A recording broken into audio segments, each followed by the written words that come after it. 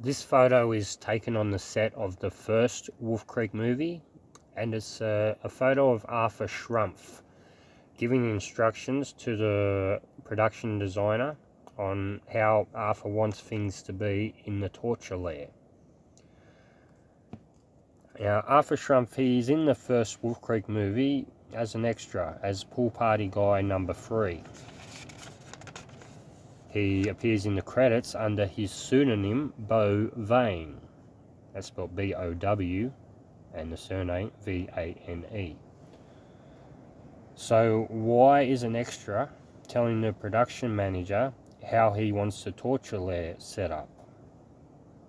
Why is an extra on set for the torture scenes when the director Greg McLean said all torture scenes were a closed set? The reason is Arthur Schrumpf is a serial killer, and Wolf Creek is Greg McLean paying homage to him, his friend, and glorifying the murders that Arthur has committed. Arthur Schrumpf was a person of interest in the disappearance of German backpackers Anja Habschlid and Gabor Nurgebauer. This was confirmed to me last week by a detective named Justin with the unsolved homicides in Liverpool, New South Wales.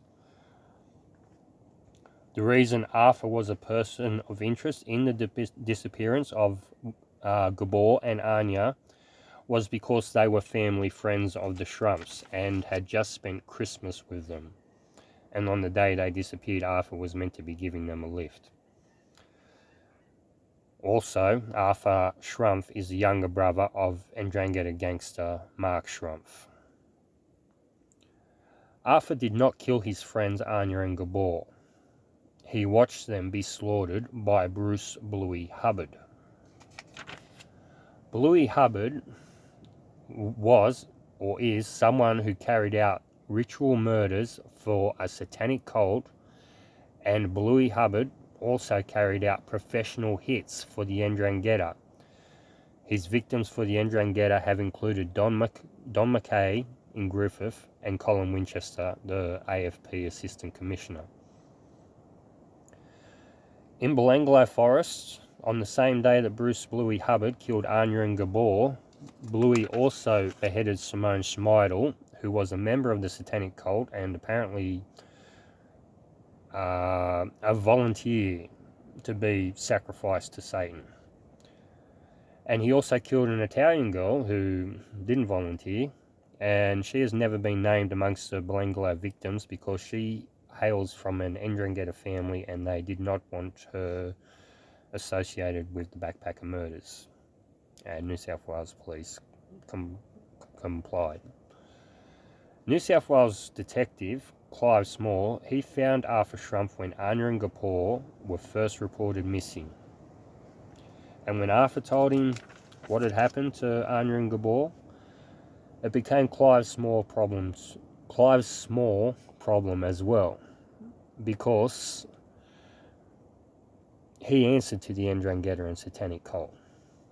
And he had already let Bluey go for Don McKay's murder in Griffith.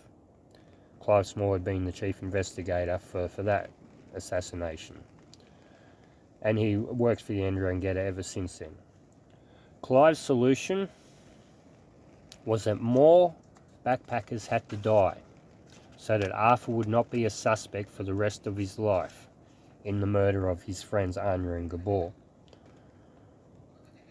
No one could touch Bruce Bluey Hubbard. So more people had to die. Arthur and his Ndrangheta brother Mark abducted British backpackers Caroline Clark and Joanna Walters just to set up Ivan Milat, a friend of theirs and an underling in the satanic cult, an insignificant member of the satanic cult. Arthur tortured and beheaded Joanna.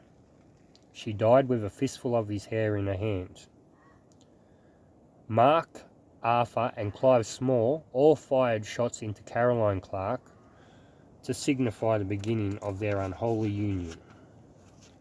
Arthur has killed many people since then, including Amber Haig, with his friend, the director of Wolf Creek, Greg McLean. Some of Arthur's other victims include Maureen McLaughlin, Amanda McCulloch, Belinda Paisley, and 12-year-old Queenie Dieck, who was abducted walking to school in Granville. Arthur had been witness abducting Maureen McLaughlin by a bouncer named Vincent Tarantino, who eventually told the police, and the police in turn told Arthur. What's more, New South Wales police delivered Vincent to Arthur so he could be tortured for the night. A story Greg McLean tells in the second half of Wolf Creek 2.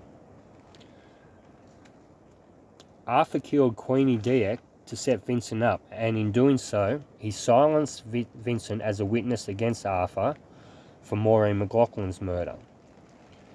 If he had just killed Vincent, then maybe people would have looked at what Vincent had been saying about Arthur abducting Maureen McLaughlin. Maybe the New South Wales police wouldn't be able to keep that quiet. But what he did was abduct a 12-year-old from near Vincent's house, and he killed her. And with the help of his corrupt homicide detective mates in New South Wales police, he succeeded in making Vincent a suspect. He even succeeded in having Vincent so scared that he confessed to it at one point in time. He was able to recant, or he was locked up in prison for this, but he was able to get out, and he was able to be found not guilty because he was not guilty. It's just Arthur Schrumpf has the ability to make people do and say things that they didn't do or say. Just like they did in Belanglo, killing more people is how Arthur keeps getting away with murder. It helps that he owns a hierarchy of New South Wales police. It helps him, but it doesn't help us.